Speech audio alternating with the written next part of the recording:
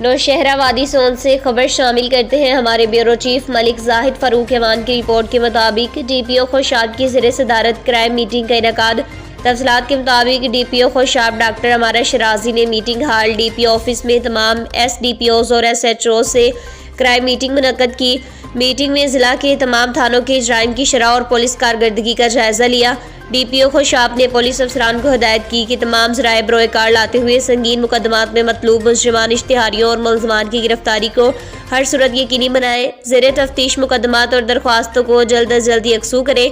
मंशियात के बड़े सप्लायर्स और डीलरों के खिलाफ क्रैकडाउन करें और कत्ल, इक़दाम, कत्ल, चोरी और डकैती की वारदातों के मुकदमात के इंदराज को यकीनी बनाकर मुलजमान को ट्रेस करके गिरफ्तार करें। इन्होंने मजीद कहा कि स्ट्रीट क्राइम और मोटरसाइकिल चोरी की रोकथाम के लिए खसूसी इक़दामात और गश्त के निज़ाम को बेहतर बनाएं।